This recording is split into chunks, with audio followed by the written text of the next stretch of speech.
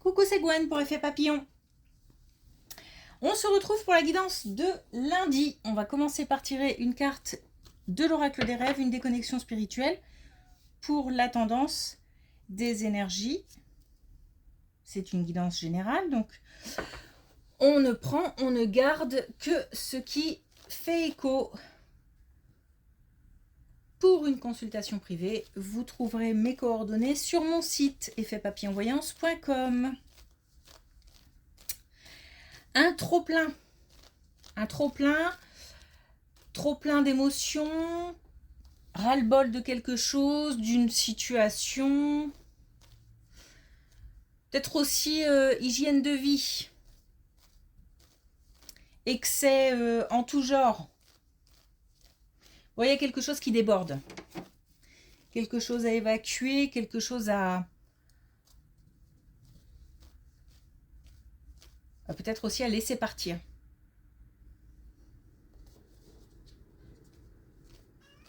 C'est un trop-plein.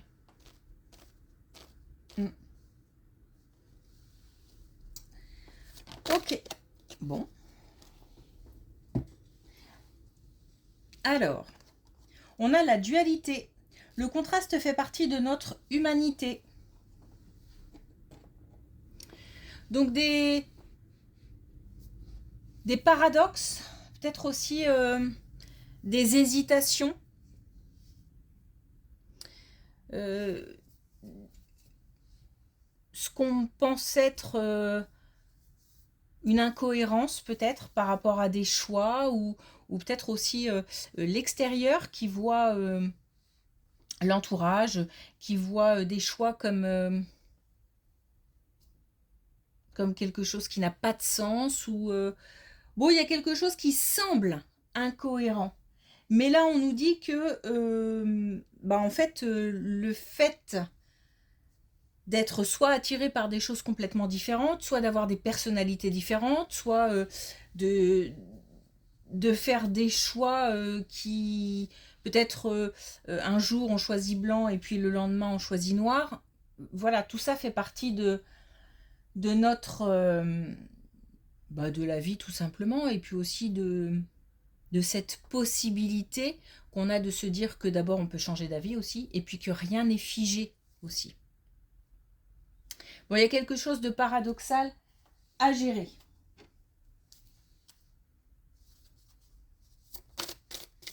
Mais on a l'air de nous dire tranquille, c'est normal.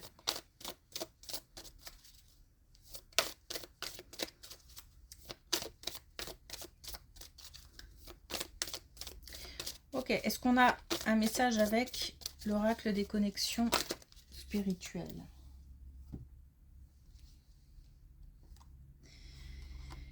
Et on a déverrouillé votre esprit. Donc rien que le fait de considérer que c'est normal. C'est peut-être aussi qu'on porte un jugement aussi peut-être sur la situation de quelqu'un ou sur les choix de quelqu'un. Bon, on nous dit de rester ouvert d'esprit. Allez, c'est parti.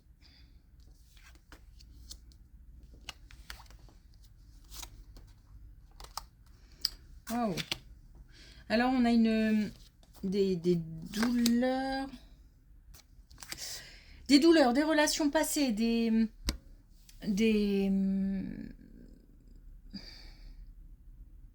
histoires vécues qui ont laissé des marques, qui ont laissé des traces, des déceptions, notamment amoureuses, mais après, il peut s'agir puisqu'on nous parle de rencontre, il peut s'agir d'une rencontre amicale, de rencontres sociales, peut-être aussi qu'on a du mal à aller vers l'extérieur en ce moment. Bon, ça peut, voilà, il n'y a pas de domaine particulier. Par contre, on nous dit que ces histoires vécues, ces douleurs passées, ces chagrins, ces peines, ces souffrances, ces déceptions sont un blocage à une ouverture vers le monde extérieur pour faire des rencontres. On nous dit qu'il faut communiquer parce qu'on nous parle quand même de bonheur total. Donc il y a vraiment la possibilité de faire de belles rencontres Et en plus, on a aussi l'union, l'association, les anneaux, donc tout ce qui touche à l'engagement, ou en tous les cas la collaboration. Et on a la protection. Donc, le trop-plein, c'est peut-être trop plein de chagrin, trop plein de peine, trop plein d'émotions qui fait que on se renferme peut-être, ou qu'on n'accorde plus sa confiance. Eh bien, il y a un travail à faire là-dessus. Parce que, et un travail de communication, donc ça veut dire peut-être lâcher, déposer des histoires, en parler autour de soi, en parler à un professionnel. En fait, c'est comme si on nous disait qu'il ne fallait pas garder ça, parce que ça fait barrage.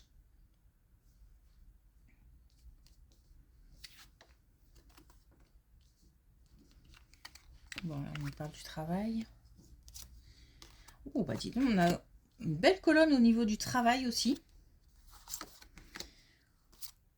Alors, on a des choses qui avancent, mais en même temps, ah tiens, c'est marrant parce que le côté paradoxal, là, je le retrouve par exemple. On a le passage à l'action, on a le fait d'avancer, on a l'effervescence. Donc là, on est sur le domaine professionnel, le domaine aussi financier. Donc il y a des choses qui sont possibles. Il y a de l'action, il y a une possibilité d'action, il y a une possibilité de peut-être de faire avancer un projet, ou de s'engager dans quelque chose, ou de changer d'activité, ou de faire progresser une activité. Bon, voilà, il y a des possibilités, pardon, il y a du potentiel. Mais on nous dit en même temps, attention, parce qu'il y a beaucoup d'attentes. Et les choses vont pouvoir se faire, mais à condition d'abord de faire preuve de patience, et puis peut-être de réviser les attentes. C'est-à-dire que on peut viser très haut, mais à condition aussi de ne pas faire un tout droit, d'envisager les étapes nécessaires pour arriver à cet objectif. On nous dit que tout est possible, de faire attention à ne pas aller trop vite, et peut-être même de ne pas, je sais pas, heurter des personnes au passage, parce qu'on a voulu aller trop vite, ou parce qu'on est un peu trop brutal, ou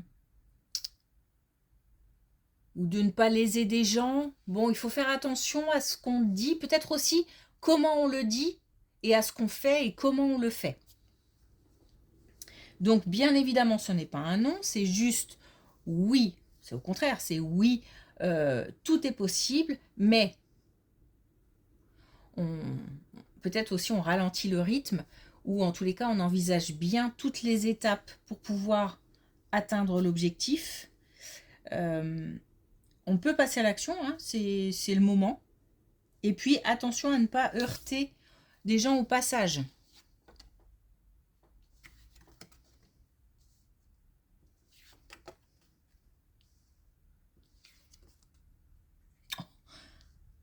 Ok. Je fais or parce qu'on a la famille et la lignée familiale, donc on est bien, c'est au cas où j'aurais pas capté qu'on était sur le domaine familial. Bon, il y a des choses à comprendre. Alors, il y a des choses à comprendre liées à la solitude, à un sentiment d'isolement, des choses à comprendre par rapport à la famille et à la transmission. On a peut-être tout pour être bien. Mais on ressent malgré tout peut-être un sentiment de solitude. On peut être en couple et que tout fonctionne, et malgré tout, ou avoir des enfants, ou être bien entouré, et malgré tout avoir ce sentiment de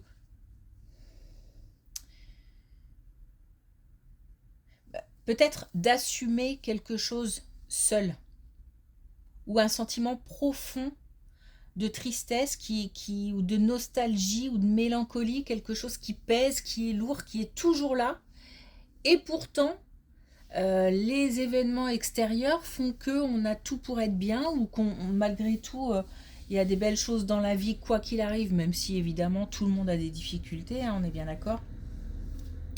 Mais il y a de quoi être bien et ça, on se sent seul malgré tout. Et là, on nous dit qu'il y a des choses à comprendre par rapport à la lignée familiale. Donc il y a quelque chose qui a dû être transmis de génération en génération et ça vaudrait le coup de s'attarder sur cette transmission. Alors pour ça, enfin, plein, il y a différentes méthodes et on nous dit aussi que les rêves sont importants et que on peut, pas pour tout le monde, hein, mais on a pas mal de gens qui reçoivent des messages dans les rêves et on peut demander avant de s'endormir. L'idée c'est de comprendre, hein, donc demander ce qui a pu se passer, demander ce qui est transmis et on peut avoir des réponses dans les rêves. Sinon après il y a d'autres méthodes, hein, il y a l'hypnose, il y a des choses comme ça. Bon, chacun trouvera sa propre méthode en fonction de ce qui fonctionne pour chacun et puis de ses appétences aussi parce que on n'a pas tous les mêmes. On n'est pas tous attirés par la même chose.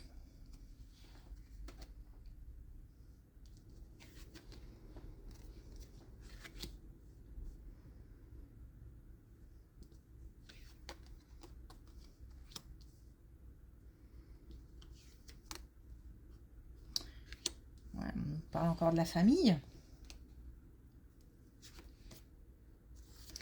On nous parle de blessures, hein, on nous parle bien de blessures familiales, on nous parle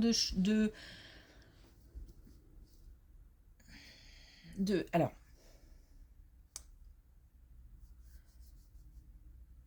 il y a dû se passer quelque chose au sein de la famille dans des générations précédentes, puisque on retrouve des personnes pas forcément bienveillantes.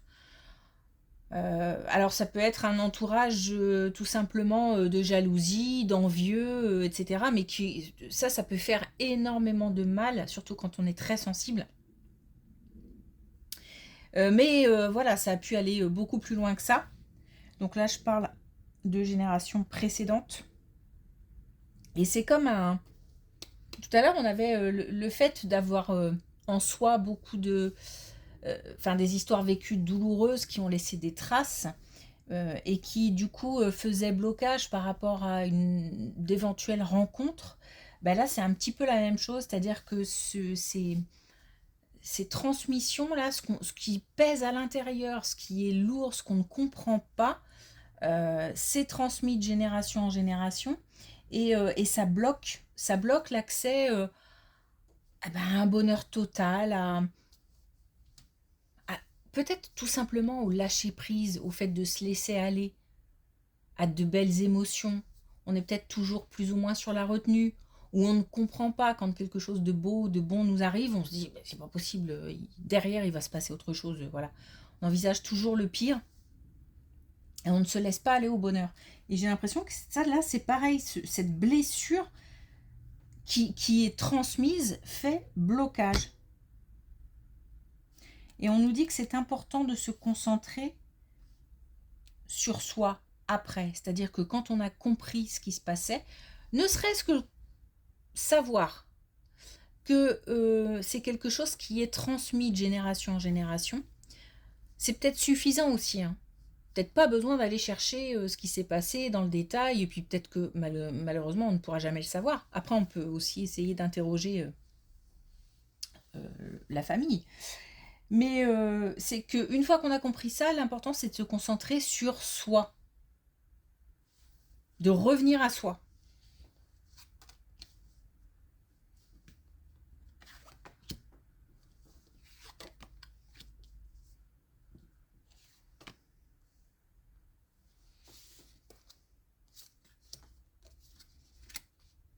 Alors là, on a encore une situation professionnelle et j'ai l'impression que c'est pas la même que celle-ci. Et là, on nous parle de personnes qui auraient mis de côté quelque chose, un projet, une envie, je sais pas, qu'est-ce que ça pourrait être, une collaboration, le fait de s'intéresser à une activité, mais de ne pas avoir pu approfondir, ou voilà, il y a quelque chose qui a été mis de côté, limite oublié, et là, ça revient. Ça revient, c'est comme... Alors, peut-être qu'il s'est passé quelque chose, ou même une rencontre, ou un événement extérieur qui a ravivé la flamme, j'ai envie de dire. Et du coup, on a de nouveau des... On retrouve les sensations motivantes d'avoir envie de s'engager dans quelque chose de nouveau, d'expérimenter, d'approfondir, de creuser, d'aller plus loin, et peut-être même de mettre en place un projet et de le voir aboutir. Déjà, on nous parle d'espérance et oh,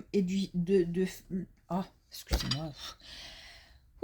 Et du fait de croire en soi. Mais on nous dit aussi qu'il faut il y a quelque chose à affronter. Alors, si ça ne s'est pas fait, j'imagine que c'est parce que il y a des blocages qui font que. Donc, il s'agit de regarder bien en face ces blocages et de se dire que il y a peut-être des choses qui sont possibles, des barrières qu'on peut lever. Aujourd'hui, c'est peut-être différent de ce qui était possible de faire à l'époque. C'est comme si en fait on nous disait mais c'est possible, mais ce qui manque peut-être aussi c'est le courage.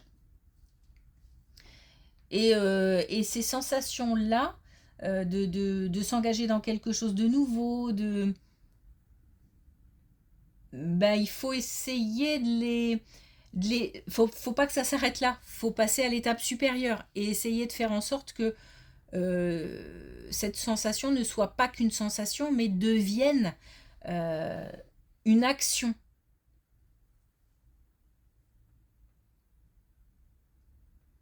Ok, donc le retour d'une envie, d'une motivation, d'un projet, avec un vrai potentiel de mise en place. Mais en tous les cas, ça commence déjà dans la tête à germer. C'est le début, hein. C'est le début, mais en fait, ce qu'on nous dit là, c'est justement, c'est le plus dur, c'est de tenir la route et d'aller jusqu'au bout. On a peut-être tendance à abandonner assez vite.